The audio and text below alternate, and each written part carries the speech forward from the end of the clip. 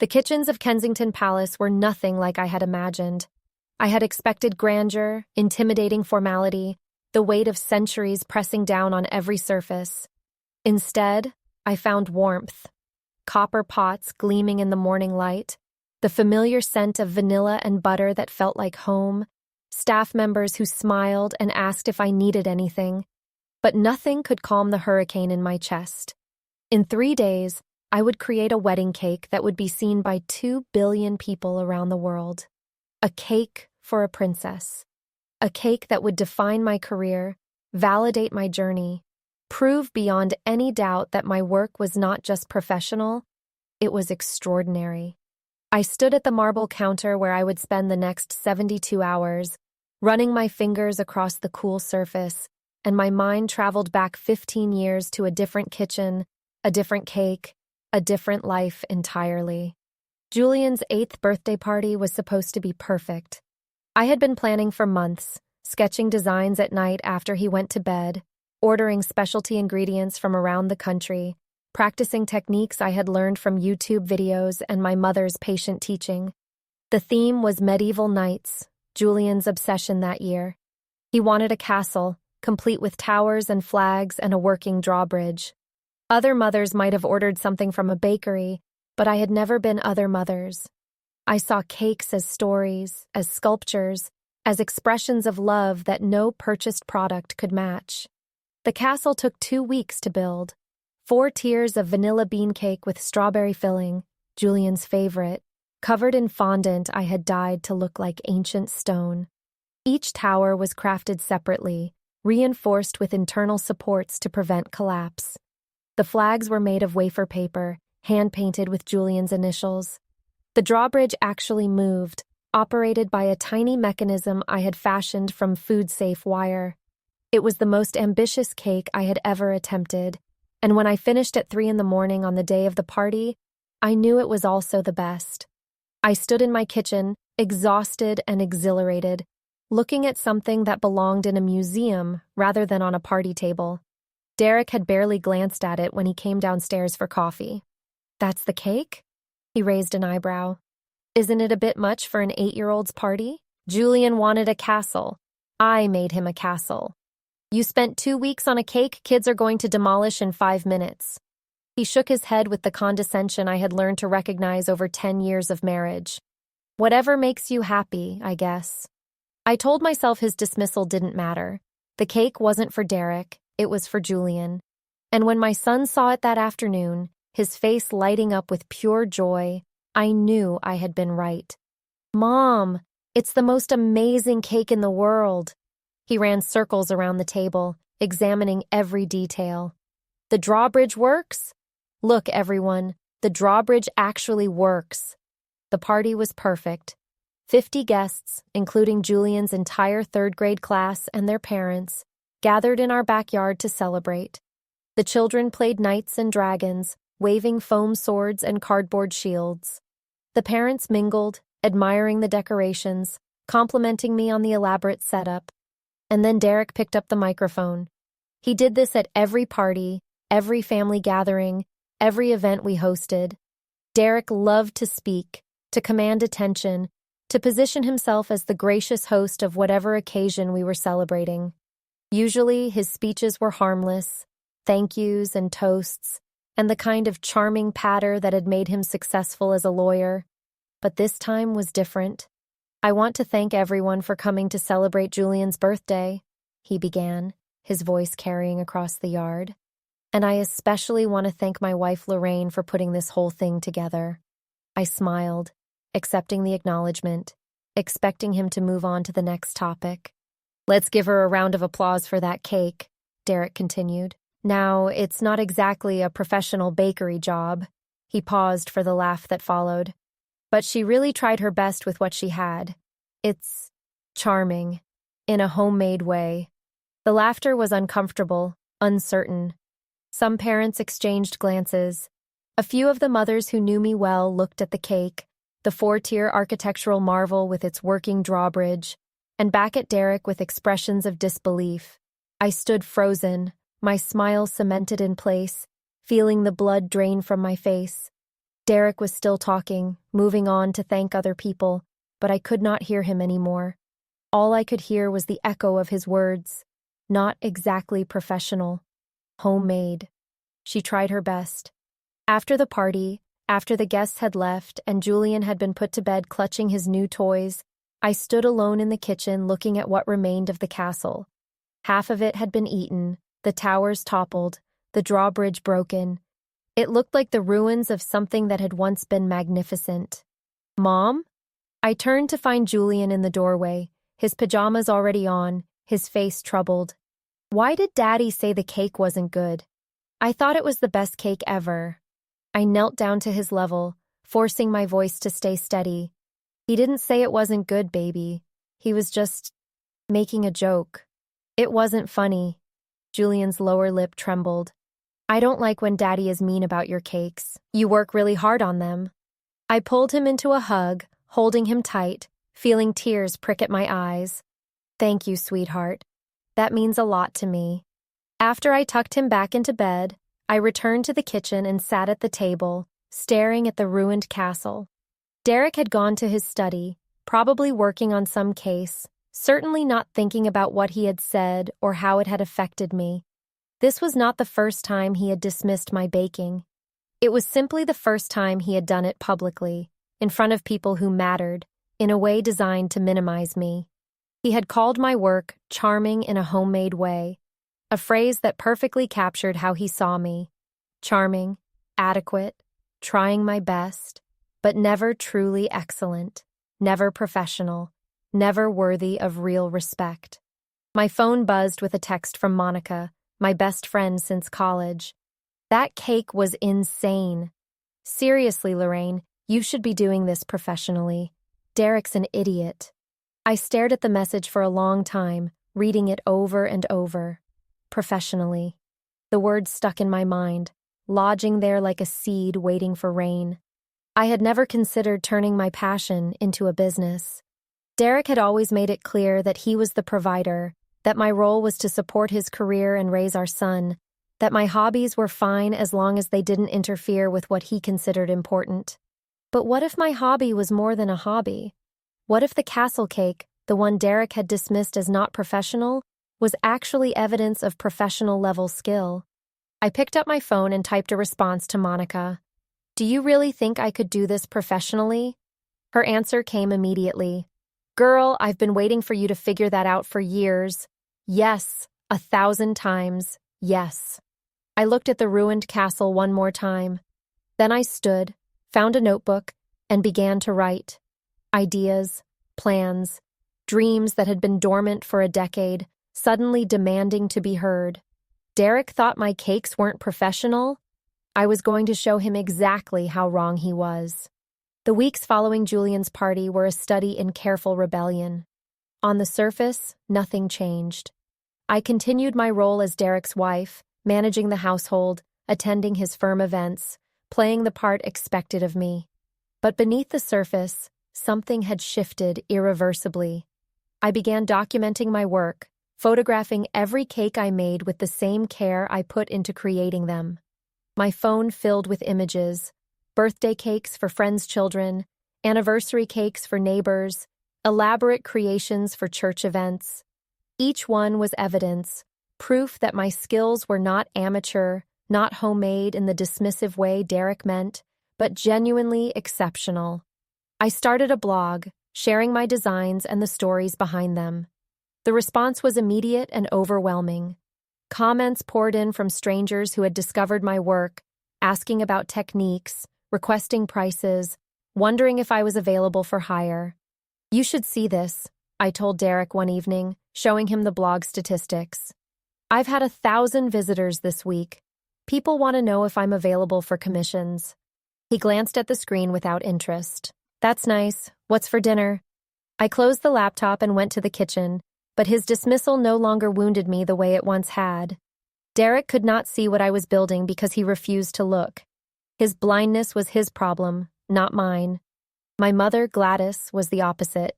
When I called to tell her about my plans, she cried with joy. Finally, she said, her voice thick with emotion.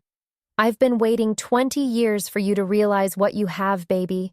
Your hands have magic in them. Same magic my mama had, same magic I tried to pass down to you. You did pass it down, Mama. Everything I know, I learned from you. Then use it. Don't let that man keep you small. You were made for bigger things than his approval. My mother had never liked Derek, though she had been too polite to say so directly. She had seen something in him from the beginning, a coldness beneath the charm, a need to control that expressed itself in subtle put-downs and dismissive remarks. She had bitten her tongue at my wedding, had smiled through years of watching her daughter shrink, had waited patiently for the day I would finally wake up. That day had come. I started accepting paid commissions quietly, scheduling pickups when Derek was at work, keeping the money in a separate account he didn't know about.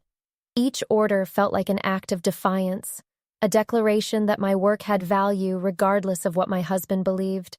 The first major test came 3 months after Julian's party. My cousin Tiffany was getting married, an elaborate affair at a country club with 200 guests. She had initially planned to order from an expensive bakery in the city, but after seeing my blog, she approached me instead. "I want you to do my wedding cake," she said. "I've seen your work. It's better than anything those professional places are making." "I'd be honored," I said, already visualizing designs in my head. "But Tiffany, you should know, Derek doesn't exactly support this. He might say things. Let him say whatever he wants. This is my wedding, and I want your cake." The wedding was set for June, giving me 3 months to plan and execute the most important cake of my life so far. I threw myself into the work, researching techniques, practicing new methods, designing something that would showcase everything I was capable of. Derek discovered the project by accident, finding sketches on my desk when he came looking for a pen. "What is this?" "Tiffany's wedding cake. She asked me to make it." His expression darkened. "You're making a wedding cake? For a wedding with 200 guests?" "Yes." "Absolutely not." He dropped the sketches on the desk like they were contaminated. "I won't have my wife working as a hired baker at a family event. What will people think?" "They'll think I made a beautiful cake, which is exactly what I'm going to do." "Lorraine, I'm serious. This is embarrassing. You're not a professional. You're going to humiliate yourself in front of the entire family." I looked at him steadily, feeling something cold and clear crystallize in my chest. "Derek, I'm making this cake. You can support me or you can stay out of my way, but you're not going to stop me." He stared at me as if seeing a stranger. In a way, he was. The woman who had accepted his dismissals for a decade was gone. In her place stood someone who finally understood her own worth. "We'll talk about this later," he said finally, and left the room. But there was nothing to talk about. I had made my decision, and in 3 months, at Tiffany's wedding, the whole family would see exactly what kind of professional I was. The wedding cake changed everything. 5 tiers of lemon cake with elderflower buttercream, decorated to look like a cascading garden of sugar flowers so realistic that guests tried to smell them. The bride cried when she saw it. The photographer devoted an entire segment to capturing it from every angle, and when the photos went online, they spread like wildfire. Within a week, I had 23 inquiries from strangers who had seen the cake and wanted to know if I was available for their events. Within a month, I had a waiting list stretching 6 months into the future. Within a year, I had quit pretending this was just a hobby. Derek's reaction evolved through distinct phases: denial, anger, negotiation, and finally, cold resentment. "You're spending more time on cakes than on our marriage," he accused during one of our increasingly frequent arguments. "I'm building something meaningful, something that matters to me. What matters is this family. What matters is supporting my career, not playing confectioner." Playing confectioner. The phrase captured everything Derek believed about my work. It was play, not work. A game, not a career. Something I did for amusement, not for significance. But the numbers told a different story. My playing was generating more income each month. My waiting list included names Derek would recognize from the society pages. My work was being featured in wedding magazines and food blogs, building a reputation that extended far beyond Baltimore. I remembered my mother's kitchen, the cramped galley in our row house where she had taught me to cream butter and sugar until they became clouds. Gladys Thompson had worked as a cook at the local elementary school for 35 years, feeding other people's children while raising her own. She had never called what she did art, but I knew now that it was. Every perfectly risen cake, every smooth frosting, every decoration applied with tired hands after a long day, all of it was art, unrecognized and undervalued. I would not let my art be unrecognized. Not anymore. I'm going to rent a commercial space, I announced one evening, when Julian was at a friend's house and Derek and I had the rare opportunity for an uninterrupted conversation. Excuse me? A commercial kitchen, my own studio. I had the paperwork ready, had researched spaces, had calculated the numbers a dozen times. The orders are too much to handle from home. I need professional equipment, more room, maybe eventually some help. Derek laughed, a short, disbelieving sound. You're joking. I've never been more serious. Lorraine, this is insane. You're talking about opening a business based on a hobby you've had for a few years. 90% of businesses fail in the first 5 years. You have no training, no credentials, no. I have talent. I have demand. I have customers waiting in line to pay me for what I create. I met his eyes steadily. What I don't have is a husband who supports me. I'm trying to protect you. From embarrassment, from failure, from success. That's what you're trying to protect me from. The truth landed between us, undeniable. You liked it when I made cakes for our son's birthday and you could dismiss them as homemade. You don't like it when other people recognize that my work is extraordinary. That's ridiculous. Is it? Tell me the last time you complimented my work without qualifying it. Tell me the last time you showed genuine enthusiasm for something I created. I waited. The silence stretched. You can't, because you never have. Not once in our entire marriage. Derek's expression hardened. This is about that comment at Julian's party. You're still nursing a grudge over a joke I made years ago. It wasn't a joke. It was exactly what you think about me. That I'm trying my best with what I have. That I'm charming in a homemade way. That I'm not professional, not serious, not worthy of real respect. That's not. I'm renting the space, Derek. I'm building this business. You can be part of it or not, but you're not going to stop me. I left the room before he could respond, my heart pounding, but my mind clear. The conversation had confirmed what I had suspected for years. Derek did not want me to succeed. My success threatened him in ways he probably did not even understand. As long as I was just a housewife with a cake hobby, he remained the important one, the provider, the one whose career mattered. But if I became successful in my own right, the balance would shift. And Derek could not handle that. The commercial space I found was a former bakery in a transitioning neighborhood, affordable because the area was still developing. It needed work, new flooring, updated equipment, a thorough cleaning. But it had potential. I could see what it could become. I signed the lease with my own savings, money Derek did not know I had accumulated from 2 years of quiet cake sales. It was the first major financial decision I had made independently since getting married, and the act of signing my name to that document felt like signing a declaration of independence. Julian helped me renovate. At 11 years old, he was old enough to sand and paint, to follow instructions, to take pride in contributing to his mother's dream. We worked together on weekends, transforming the space from a dusty shell into something beautiful. Dad thinks you're making a mistake, Julian said one afternoon, carefully applying primer to a wall. I know he does. I don't think so. He looked at me with eyes that were wise beyond his years. I think your cakes are amazing. I've always thought so. Thank you, baby. And I remember his speech at my birthday. Julian's voice tightened. I didn't understand then why it hurt so much, but I do now. He was being mean about something you worked really hard on. I set down my roller and crossed to my son, pulling him into a hug. You're the best thing I ever made, I said. No cake will ever compare. I know. He hugged me back. But the cakes are pretty awesome too. The grand opening of Sweet Architecture, my first business name before I rebranded to The Cake Architect, was a modest affair. A few friends, some loyal customers, my mother traveling from Baltimore to cut the ribbon with me. Derek declined to attend, citing a work commitment that we both knew was fictional. But his absence did not dampen the celebration.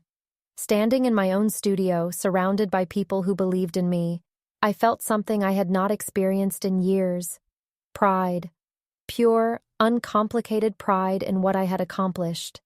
"Your father would be so proud," my mother said, tears streaming down her face. "He always said you were special. He always knew you would do something remarkable." "I miss him, Mama." "He's here, baby. He's watching." My father had died when I was 19, 3 years before I met Derek. Sometimes I wondered if things would have been different had he lived. Would he have seen through Derek's charm to the controlling nature beneath? Would he have encouraged me to pursue my passion earlier? Would I have had the confidence to demand more from my life? I would never know. But I could honor his memory by becoming the woman he had always believed I could be. The first year was hard. Every small business struggles, and mine was no exception. There were months when I barely broke even, weeks when I wondered if Derek had been right about the 90% failure rate. But I pushed through, reinvesting every profit back into the business, slowly building a reputation that would eventually transcend the local market. By the end of year 2, Sweet Architecture was profitable. By year 3, I had a waiting list that stretched a year in advance. And by year 4, something happened that would change everything. A celebrity wedding that put my work in front of millions of eyes. But before that triumph came the final battle. The confrontation that would end my marriage and free me to become who I was meant to be. The ultimatum came on a Thursday evening, delivered with the calm certainty of someone who had prepared his case. "I've been patient," Derek said, standing in our living room with his lawyer's posture, his hands clasped behind his back. "I've allowed you to pursue this venture, but it's affecting our family, our marriage, our reputation." "Your reputation," I corrected. "It's affecting the image you want to project. I'm asking you to scale back. Keep the hobby if you must, but close the commercial space, stop taking clients, return to being the partner I married." "The partner you married was already a baker, Derek. You just refused to see it." He ignored this. "I've spoken with a business consultant. The market for specialty cakes is volatile. You're taking risks with our family's financial security." "I'm not using family money. I built this with my own earnings. Earnings that could have been contributed to the household, to Julian's college fund, to our shared future." His voice rose. "Everything in this marriage is shared, Lorraine. That's what marriage means. Except the sacrifices. Those are all mine." I stood my ground, though my heart was racing. "I gave up my career when Julian was born because you said it made sense financially. I supported your advancement for a decade while putting my own dreams on hold. Now that I'm finally building something for myself, you want me to give that up too? I want you to be reasonable, to prioritize what matters. What matters to you, not what matters to me." We stood facing each other across a divide that had been growing for years, finally too wide to bridge with compromise or accommodation. "I'm not going to close the business," I said. "I'm not going to scale back. This is who I am, Derek. This is what I'm meant to do." "Then we have a problem." "We've had a problem for years. We just stopped pretending." The conversation that followed was brutal. Years of accumulated resentment poured out, accusations and revelations, and the painful truth that our marriage had been dying for longer than either of us wanted to admit. Derek wanted a wife who reflected his success. I wanted a partner who supported my own. Those two visions had never been compatible. By the end of the evening, we had agreed to separate. Derek would move out the following week. We would share custody of Julian, though our son, when consulted, made it clear where his loyalties lay. "I want to live with Mom," he said. "I'm proud of what she's building. I want to be part of it." The divorce took 18 months to finalize, complicated by Derek's attempts to claim a portion of my business as marital property. His lawyers argued that he had supported the household while I built Sweet Architecture, therefore entitling him to a share of its value. My lawyers argued otherwise. The business had been built with separate funds, maintained separately, grown through my labor alone. Derek had not just failed to contribute, he had actively opposed its existence. The court agreed. Sweet Architecture remained entirely mine. The day the divorce was finalized, I went to my studio and baked a cake. Not for a client, not for an occasion, just for myself. A celebration cake, decorated with the word free in elegant script. Julian helped me eat it that evening, the two of us sitting on the floor of the studio, surrounded by equipment that represented my dream finally realized. "Dad's going to regret this," Julian said. "He's going to see how successful you become and wish he'd been supportive." Maybe, but it doesn't matter what he thinks anymore. I took another bite of cake, savoring the sweetness.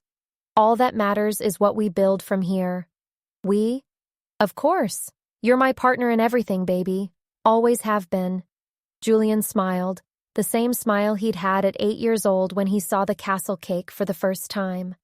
Then let's build something amazing. The celebrity wedding came 2 years after the divorce, arriving with the unexpected momentum of a wave I had not seen building. A Grammy-winning singer named Tasia Morgan was marrying a tech billionaire in a ceremony that every magazine in the country wanted to cover, and she wanted me to make her cake. "I saw your work at my friend's wedding," Tasia explained during our first meeting, her famous voice warm and genuine. "The one with the flowers that looked real. I knew immediately that I wanted you for mine." The friend had been a backup dancer, someone I had never expected to lead to such a significant opportunity. But that was how it worked in this business. Every cake was an audition for the next one, every satisfied client a potential door to something bigger. Tasia's cake would be unprecedented. 8 tiers, representing the 8 years she and her fiancé had been together. Each tier would tell part of their story, where they met, their first date, his proposal, their shared passions. It would be sculpture as much as dessert, a monument to their love that happened to be edible. The budget was more than I had earned in my entire first year of business. The pressure was more than I had ever experienced. But as I sketched designs and developed plans, I felt not fear, but exhilaration. This was what I had been building toward. This was my moment. The wedding was held at a vineyard in Napa Valley, with 500 guests and media coverage that reached around the world. I traveled with the cake in a refrigerated truck, reassembling it on site with the help of my small but dedicated team. When the cake was unveiled at the reception, the room went silent. Then applause erupted, genuine and sustained, as guests rose from their seats to get a closer look. Tasia cried. Her new husband called it the most beautiful thing he had ever seen, and the photographs, shared across social media by celebrities and guests, reached millions of people within hours. The inquiries that followed crashed my website. For a week, my phone rang constantly, calls from planners and clients who had seen the cake and wanted my work for their own events. I had to hire additional staff just to handle the volume.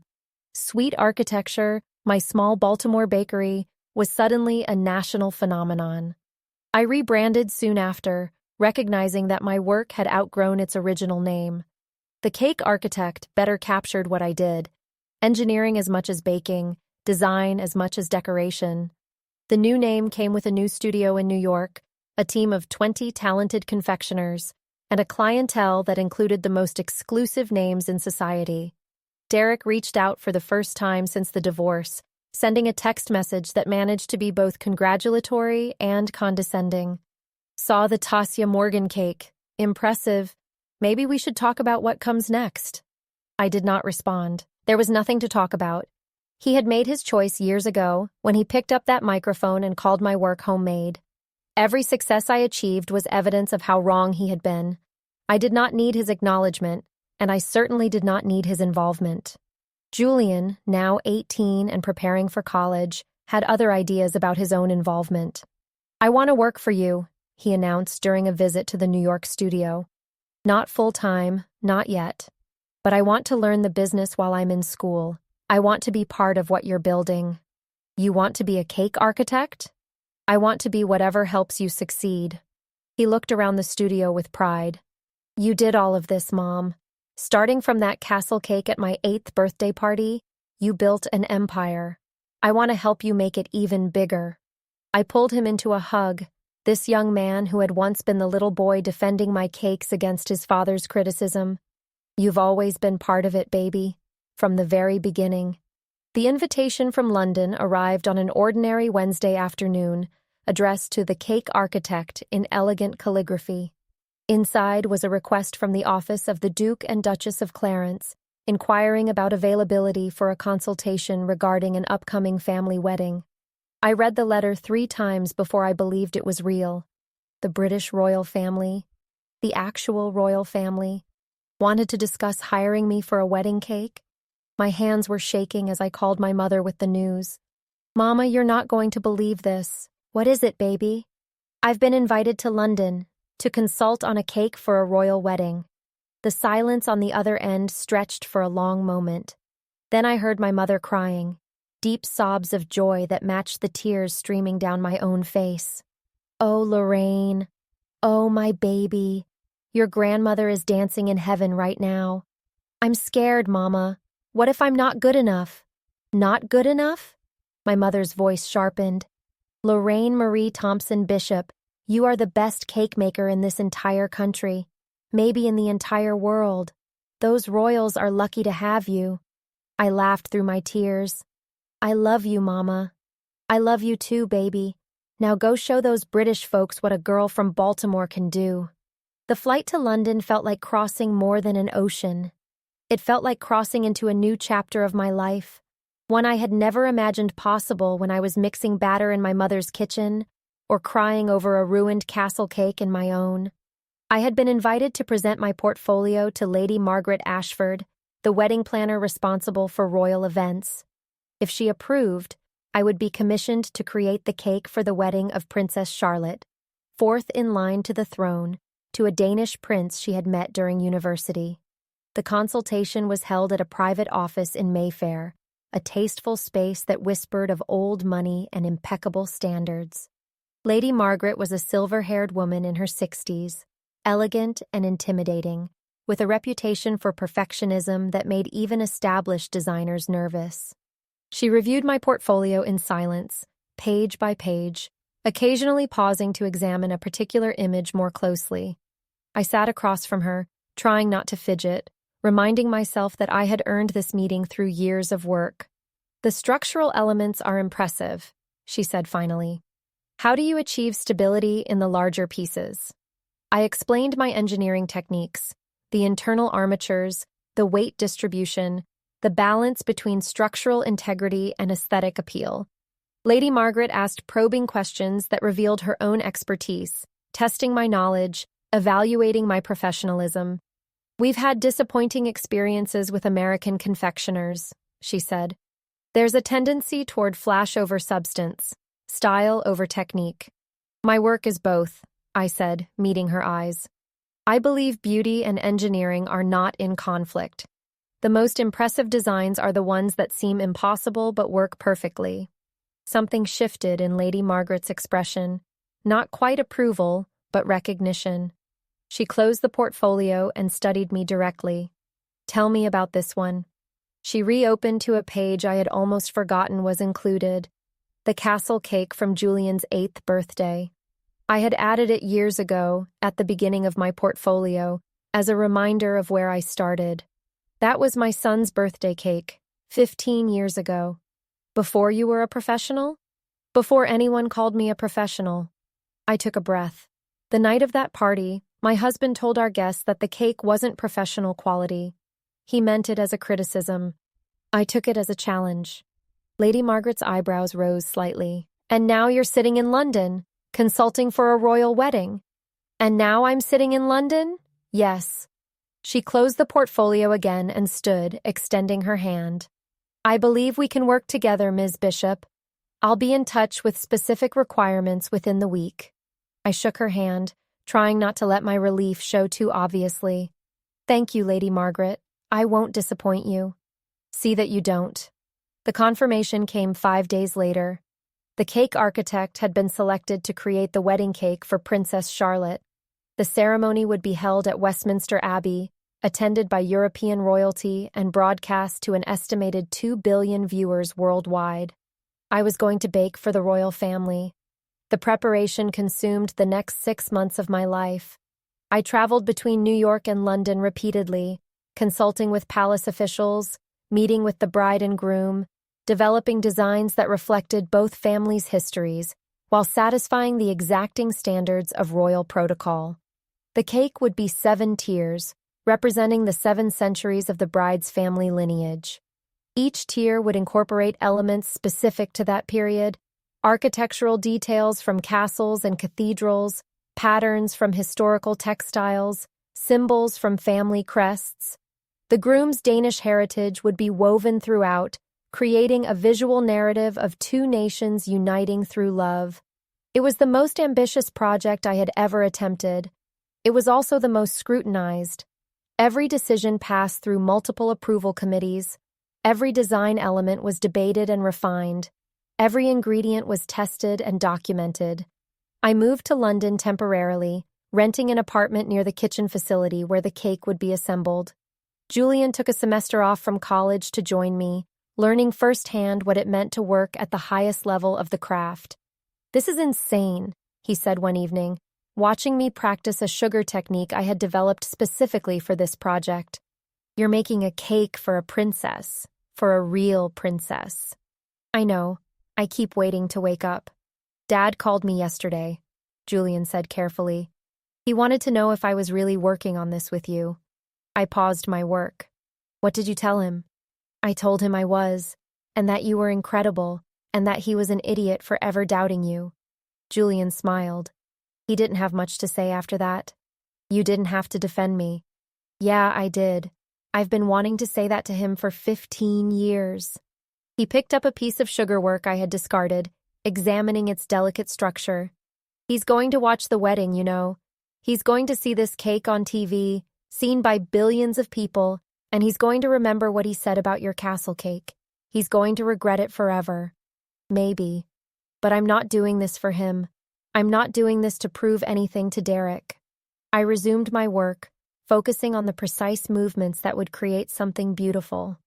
"I'm doing this because I love it, because I'm good at it, because my mother and my grandmother passed down a gift that deserves to be shared with the world."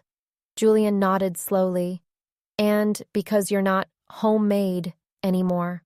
I smiled at my son, this young man who had believed in me when his father couldn't. "I was never homemade, baby. I was always extraordinary. Some people just couldn't see it." "Well, they'll see it now?" Yes, they would. In 3 months, the entire world would see what I was capable of creating. And somewhere in Baltimore, Derek Bishop would watch and finally understand exactly what he had dismissed as not professional. The thought was satisfying, but only briefly. Then I returned to my work, because there was a princess waiting for a cake, and I had never disappointed a client yet. The months leading up to the royal wedding were a blur of meticulous preparation and mounting pressure.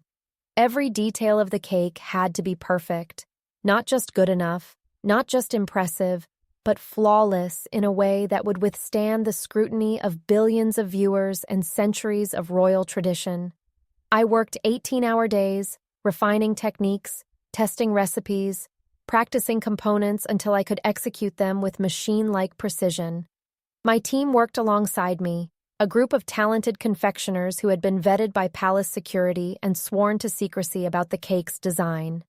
We became a family of sorts, united by the pressure and the privilege of what we were creating. The cake's structure was engineered to withstand the August heat of Westminster Abbey, the vibration of the massive organ, the subtle movement of guests passing nearby. Each tier was supported by a hidden framework of food-safe materials, designed to hold steady through hours of ceremony and reception. The decorations were the most labor-intensive aspect. Hundreds of sugar flowers, each one crafted by hand, each petal shaped and colored to match real blooms from both families' histories. Architectural details that required steady hands and endless patience. Patterns that referenced centuries of tradition, while feeling fresh and contemporary. 3 weeks before the wedding, I received an unexpected visitor at my London kitchen. Princess Charlotte herself, accompanied by her fiancé and a small security detail, arrived unannounced to see the progress. "I had to see it," she explained, her voice warm and genuine despite the formality of her position. "Everyone's been telling me how extraordinary it is, but I needed to experience it myself." I walked her through the components, explaining the symbolism of each tier, the significance of each decorative element. She listened with obvious fascination, asking questions that revealed a genuine appreciation for craftsmanship. "How long have you been doing this?" she asked. "Professionally? About 13 years, but I've been baking my whole life. My mother taught me. Her mother taught her. It shows. There's something in this work that goes beyond technique." Princess Charlotte touched one of the sugar flowers with gentle fingers. "There's love in it." I felt tears threaten and blinked them back. "Thank you, Your Royal Highness. That means more than you know." After she left, I sat alone in the kitchen for a long time, processing what had just happened. A princess had looked at my work and seen love. She had recognized the soul in what I created, the connection to generations of women who had passed down the gift that I now practiced at the highest level. Derek had seen homemade. Princess Charlotte had seen legacy. The week of the wedding arrived with a mixture of terror and anticipation that I had never experienced before. The cake was transported to Westminster Abbey in specially designed vehicles, escorted by security, reassembled by my team under conditions of intense scrutiny. Everything that could be controlled was controlled. Everything that couldn't, the weather, the human factors, the thousand small variables that could derail months of work, was accepted with the fatalism of experience. I barely slept. I ate when reminded. I checked and rechecked every component until my team gently banished me from the final assembly, insisting that I was doing more harm than good with my nervous oversight. "It's perfect, Mom," Julian said, finding me pacing in a hallway of the Abbey. "You need to trust what you've built. What if something goes wrong? Then you'll fix it. You always fix it." He put his hands on my shoulders, steadying me. "You've been preparing for this moment your entire life. Every cake you've ever made was practice for this one. You're ready." I took a deep breath, letting his confidence calm me. "When did you become the parent?" "Around the time you became a perfectionist. Someone has to be the voice of reason." I laughed despite my anxiety, and some of the tension released. Julian was right. I had prepared for this. I was ready. The morning of the wedding dawned bright and clear, a perfect English summer day that felt like a blessing. I arrived at the Abbey hours before the ceremony, dressed in the formal attire required for the occasion, ready to supervise the final placement of the cake in its position of honor. And there it was, standing in the reception hall of one of the world's most famous buildings. 7 tiers of history and love, representing everything I had learned and everything I believed about the art of cake making. It was, without question, the most beautiful thing I had ever created. Media cameras captured it from every angle. Guests paused in their procession to admire it. And when the ceremony ended and the reception began, the cake became the centerpiece of a celebration watched by billions of people around the world. I stood in the background, invisible among the crowd of staff and officials, watching as my work was photographed and admired, and eventually served to guests who exclaimed over its beauty and taste. This was the culmination of everything. 15 years of building, from a humiliated wife in Baltimore to a royal confectioner in London. After the reception, as the crowds dispersed and the cleaning crews began their work, I found a quiet corner and pulled out my phone. I had received hundreds of messages during the day. Congratulations from friends, inquiries from potential clients, requests for interviews from media outlets around the world. But one message stood out. A text from Derek, sent an hour ago. "I watched the wedding. I saw the cake. I'm sorry for what I said 15 years ago. You were always extraordinary. I was just too blind to see it." I read the message 3 times, feeling the weight of those words settle over me. An apology, 15 years late. Recognition of what he should have seen from the beginning. I thought about responding, about accepting his apology, about offering forgiveness for wounds that had long since healed. But in the end, I simply put the phone away without replying. Some apologies were necessary for the person giving them, not the person receiving. Derek needed to acknowledge his mistake. I had stopped needing his recognition long ago. Instead, I called my mother. "Mama, did you watch?" "Baby, I've been crying for 3 hours." Her voice was thick with emotion. "You did it. You really did it. I did it. Your father would be so proud. Your grandmother would be dancing. All those women who came before you, who passed down the gift, who never got to see their work appreciated the way yours is. They're all celebrating right now." I felt them, Mama. While I was working, while the cake was being unveiled, I felt all of them with me. Because they are. My mother's voice steadied. "And now you rest. You've earned it. I love you, Mama. I love you too, baby, my extraordinary royal cake-making daughter." The aftermath of the royal wedding transformed the cake architect from a successful business into a global phenomenon. Within weeks, I had received commission requests from royal families across Europe, from heads of state planning official functions, from billionaires and celebrities who wanted the same confectioner who had baked for British royalty. I opened a studio in London, hiring a UK-based team to handle European clients. A year later, I added a Paris location, strategically positioned to serve the continental market. My original New York studio expanded to occupy an entire floor of a commercial building in Manhattan. Each location operated with the same standards, the same techniques, the same commitment to excellence that had defined my work from the beginning. The business side of things required adjustments. I hired a CEO with experience scaling luxury brands, delegating operations while maintaining creative control. I developed training programs to ensure that cakes produced by my team met my exacting standards. I created systems for quality assurance, client communication, and the countless other details that differentiated a successful enterprise from a talented hobbyist. But through all the growth, I never stopped baking. Every major commission still passed through my hands. Every design still required my approval. Every cake that left a cake architect facility carried my signature, the same signature that had appeared on that castle cake 15 years ago. Julian graduated from college with a degree in business administration and joined the company full-time. He brought fresh perspectives on marketing and technology, helping us reach clients through social media and digital platforms that I barely understood. Within 2 years, he had become my second in command, the natural heir to a business that had started in my kitchen and grown to span continents. "You should write a book," he suggested one evening, as we reviewed the quarter's financials in my London office. "Your story is incredible. People would want to read it. A book about cakes? A book about you. About starting from nothing, building through doubt, becoming the best in the world." He grinned. "About proving your asshole ex-husband wrong." Julian. "What?" He is, and the world should know exactly what you overcame to get here." I considered the idea. It was true that my story had resonance.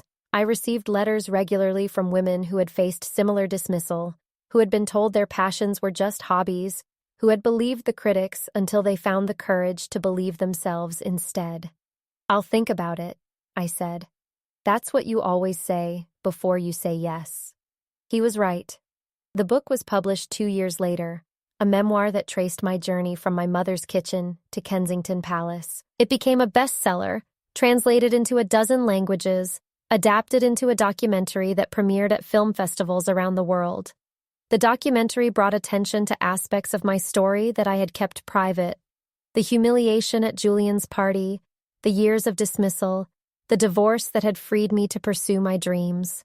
It also introduced the world to my mother, whose quiet influence had shaped everything I became. Gladys Thompson appeared in several segments, her gentle voice describing the traditions she had inherited and passed down. She showed cameras the kitchen where she had taught me, demonstrated techniques she had learned from her own mother, spoke about the generations of Black women whose domestic skills had been dismissed as unimportant, even as they nourished families and communities. What Lorraine does now, with the royal families and the celebrities, that's just the visible part, my mother said in one interview. The invisible part is all the women who came before, who made cakes for their neighbors because they couldn't afford bakery prices, who passed down recipes because that was how we kept our culture alive. Lorraine isn't just representing herself, she's representing all of them. I watched that segment dozens of times, crying every time.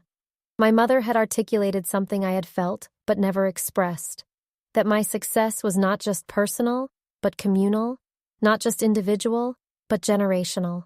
Every cake I made carried the hands of women who had worked in obscurity, whose art had been dismissed as merely domestic, whose contributions had been invisible until now. Derek reached out again after the documentary aired, requesting a meeting that I reluctantly agreed to. We sat in a coffee shop in Baltimore, the city where our story had begun. Two people who had once shared a life now facing each other as strangers. He had aged in the years since our divorce, his hair graying, his face lined with the weight of choices that had not served him well. He had remarried and divorced again, his second wife apparently less patient than I had been with his need for control. I watched the documentary, he said. Seeing it all laid out like that, the timeline of everything, I realized how much damage I did. Yes, you did. I was threatened by you, by your talent, your potential. I thought if I kept you small, you would need me. I didn't understand that keeping you small was actually pushing you away. I sipped my coffee, processing his confession. It was more self-aware than I had expected, more honest than he had ever been during our marriage. I forgave you a long time ago, Derek. Not for your sake, but for mine.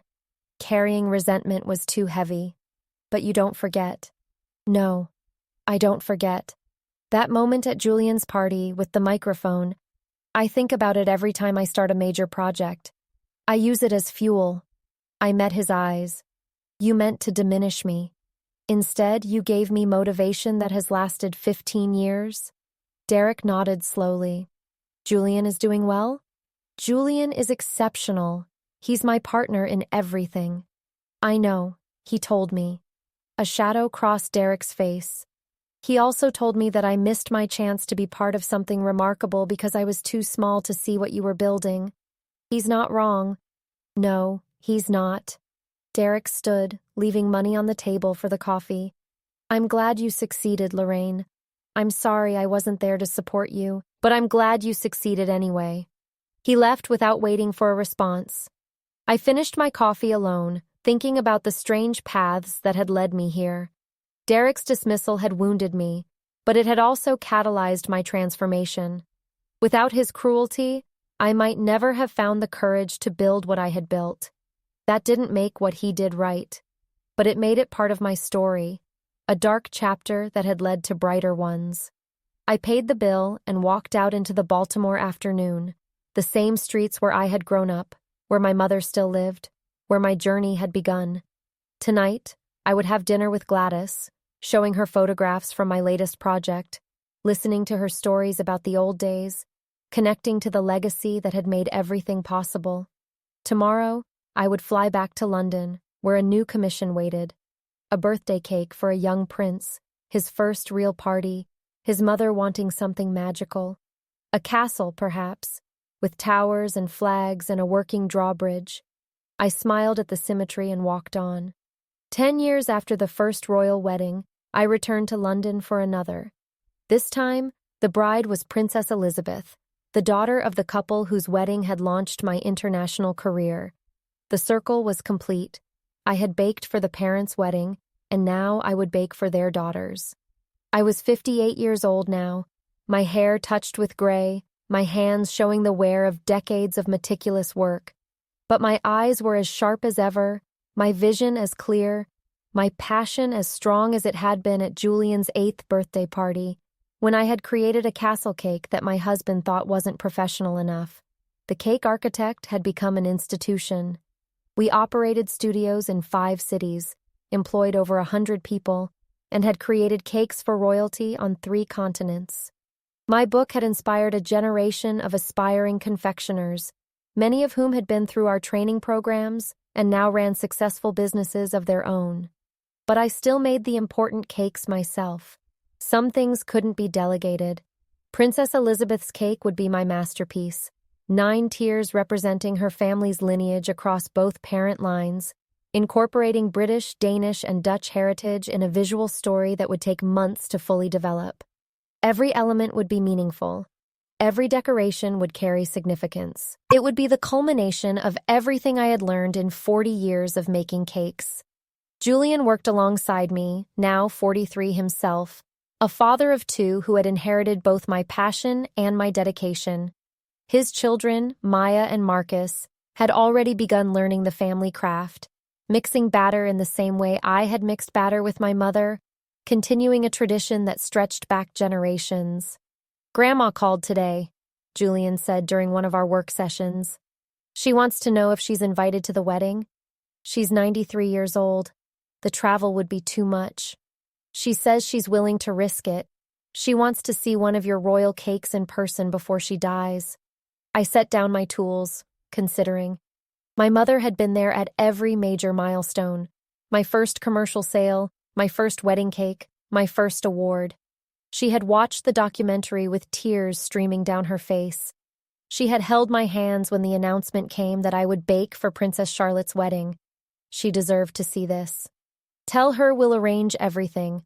A comfortable flight, a private viewing before the ceremony, whatever she needs." I smiled. If she's determined enough to ask, she's determined enough to come. Julian grinned. "I'll call her right now. She's going to scream." The wedding day arrived on a morning that reminded me of that first royal commission, all those years ago. Clear skies, gentle warmth, the kind of English summer day that felt like a gift. My mother sat in a wheelchair near the cake, watching as the final touches were applied. She had insisted on being present for the assembly, wanting to see how the massive structure came together, wanting to understand the engineering and artistry that made it possible. "It's beautiful," she whispered, her eyes wet. "The most beautiful thing I've ever seen. You taught me everything, Mama. Every technique, every principle, every bit of love that goes into making something with your hands." I knelt beside her chair. "This cake is yours as much as it is mine." "No, baby. This cake is yours. What I gave you was just the seed. You grew it into this." We sat together in companionable silence, watching the sunlight move across the sugar flowers and architectural details, watching history come to life in the form of an edible monument. "I'm proud of you," my mother said finally. "I was proud of you at Julian's 8th birthday, when that fool said your cake wasn't professional. I've been proud of you every day since. But today," she shook her head, overcome. "Today, I am so proud my heart might burst." I took her hand, feeling the paper-thin skin, the fragile bones that had once mixed batter and smoothed frosting and taught me everything I knew. "I love you, Mama." "I love you too, baby. Now go. You have a wedding to serve." The ceremony was everything a royal wedding should be: ancient tradition and modern love, formality and genuine emotion, a fairy tale enacted in one of the world's most famous cathedrals. I watched from the background, as I always did at these events, invisible among the crowds of staff who made such occasions possible. When the reception began and the cake was unveiled, I experienced again what I had experienced a decade ago at Princess Charlotte's wedding: the gasp of admiration, the sustained applause, the recognition of something extraordinary.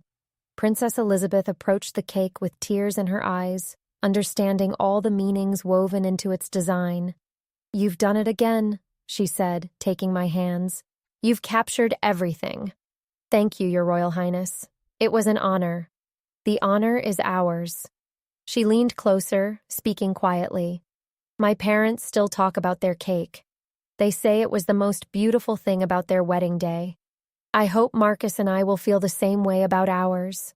"I'm certain you will." The cake was cut, the pieces distributed, the reception continuing into the evening with the celebration that such occasions demanded.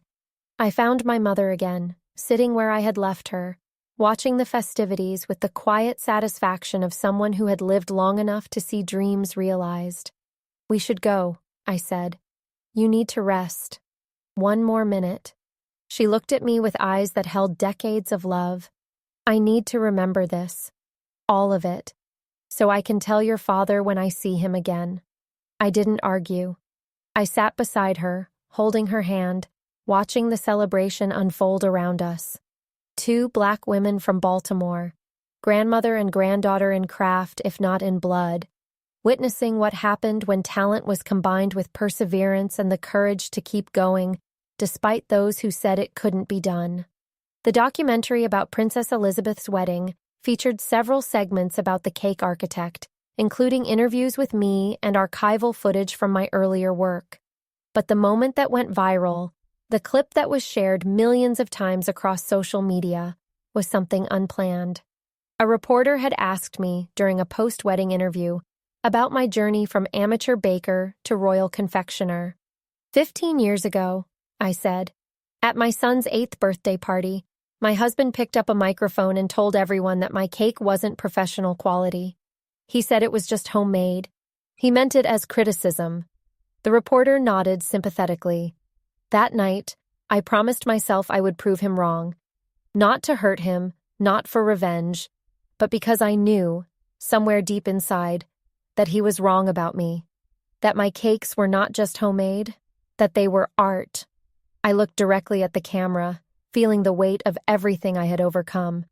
Now I bake for royal families. My work has been seen by billions of people. The boy whose birthday it was works by my side, carrying on a tradition that stretches back through generations of women who made beautiful things with their hands.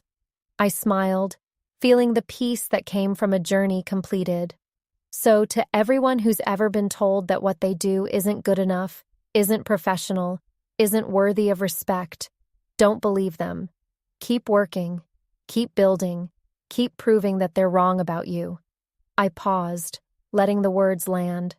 Because maybe, someday, you'll be standing where I'm standing, and you'll realize that the only opinion that ever truly mattered was your own.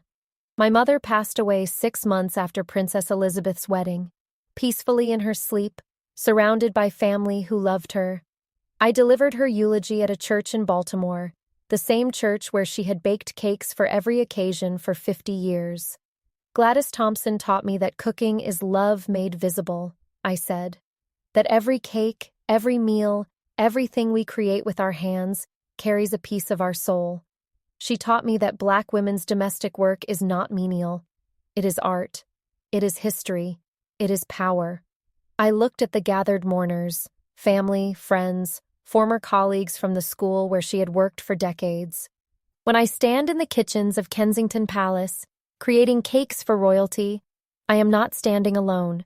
My mother stands with me. Her mother stands with me. All the women whose hands shaped the traditions I carry stand with me. I took a breath. My mother lived long enough to see me bake for a princess. She lived long enough to see her traditions honored on a global stage. She lived long enough to know that what she passed down was precious. I smiled through my tears. And now I have the rest of my life to continue what she started, to pass it down to my grandchildren, to make sure that the love she poured into every cake lives on forever. I am 65 now, officially retired from active work, though I still consult on major projects. Julian runs The Cake Architect, expanding it in ways I never imagined while maintaining the standards I established. His children, Maya and Marcus, are learning the craft, the 4th generation to carry forward what began in a Baltimore kitchen. Sometimes, late at night, I sit in the London apartment I have kept for all these years and look at photographs from my career. The castle cake from Julian's 8th birthday, the first wedding cake that launched everything, the royal commissions that brought me fame, the faces of clients who trusted me with their most important celebrations. And I think about Derek, wherever he is now. I don't know if he's happy, don't know if he ever found peace with the choices he made, but I know this. He was wrong about me. Spectacularly, dramatically, historically wrong. He thought my cakes were just homemade. Now the whole world knows better.